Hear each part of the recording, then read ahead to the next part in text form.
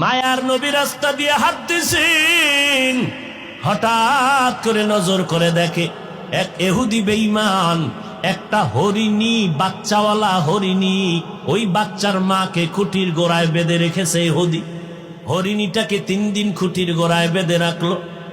মা পাগলের মতো হয়ে গেছে, বাচ্চাগুলোরে পেলাম না, দুধ দিতে পারি না, কলিজা ছটফট করে। হঠাৎ ওই পথে মায়ার নবী হেঁটে যায়, হরিণী আমার নবীরে মোহাব্বতের সালাম জানায় দিল। সালাম জানাই আবদার জানায়, রহমতের নবী একটু যদি দয়া করতেন, আমাকে একটু ছেড়ে দেন, আমি বাচ্চাগুলোরে দুগ্ধ পান করায় আসবো। নবী চিন্তায় পড়ে গেলেন, আমি যদি খুঁটির গোড়ার থেকে রশিটা ছেড়ে দেই তো মালিকের অনুমতি নেই, হবে না। এখন মালিকের অনুমতি আনতে যেতে হবে। মালিক হলো ইহুদি আর আমি হলাম রাহমাতুল লিল আলামিন। কি করি? আল্লাহ জানায় দিলেন, নবী যান, ইহুদির ঘরে যাবেন, এটা আপনার হেদায়েতের কারণ হয়ে যাবে। নবী দাইয়া ডাক দিয়ে কয়, ইহুদি ভাই, খুঁটির গোড়ায় তুমি হরিণী বেঁধে রেখেছো? বলে হ্যাঁ বেঁধে রেখেছি। একটু সময় ছেড়ে দাও। কে তুমি? বলে আমি আব্দুল্লাহর সন্তান মুহাম্মদ। বলে আমগো বংশের লিডারেরা মোহাম্মদ রে খুঁজে মারার জন্য, তুমি সেই মোহাম্মদ নি? কয় আমি সেই মোহাম্মদ। কেন আসছো? বলে হরিণীটারে 3 দিন বেঁধে রাখছো। বলে হ্যাঁ, একটু যদি ছেড়ে দাও বাচ্চাগুলোর দুগ্ধ পান করাইয়া চলে আসবে।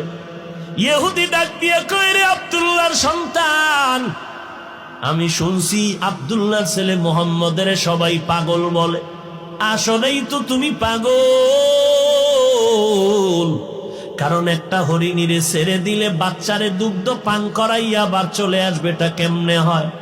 মায়ার নবী চোখের পানি ছেড়ে বলে, ইহুদি ভাই, তোমার অন্তরে যদি সন্দেহ হয় চলো, আমি মুহাম্মদের জিম্মাদারি দাও, আমার হাতে রশিটা দিবা, আমি রশি হাতের মধ্যে নিয়া হরিণীটাকে ছেড়ে দিব।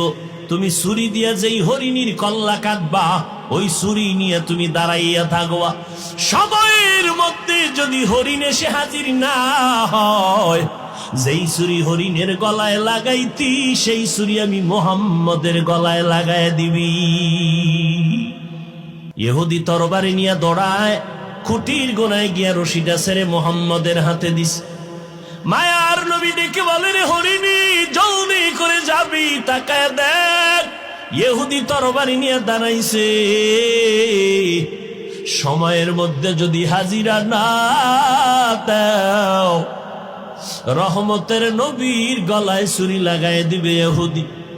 আসমান থেকে আমার মালিক বলে, না নবী, আপনার কোনো চিন্তা নাই, ওয়াল্লাহু ইয়াসিবুকা মিনান নাস। আমি কোরআন হেফাজতের জিম্মাদারি যেমন নিয়েছি, আমি মুহাম্মদকেও হেফাজতের জিম্মাদারি নিয়েছি।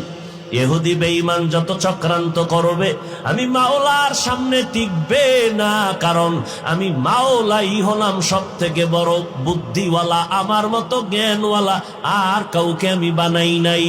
যত বুদ্ধিজীবী দেখো, এই বুদ্ধি দিয়া আমার রাস্তা কেউ বন্ধ করতে পারবে না।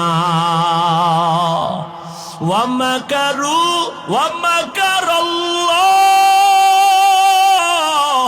ওয়াল্লাহু খায়রুল মাকিরিন।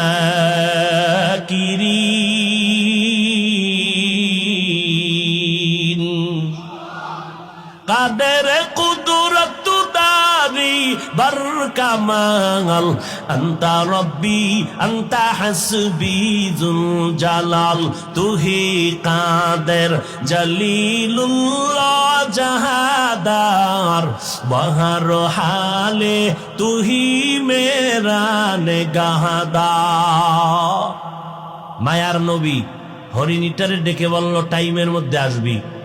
ইহুদি হাসে, পাগল না, হরিণীরে কি কয়, তাড়াতাড়ি টাইমের মধ্যে আসবা।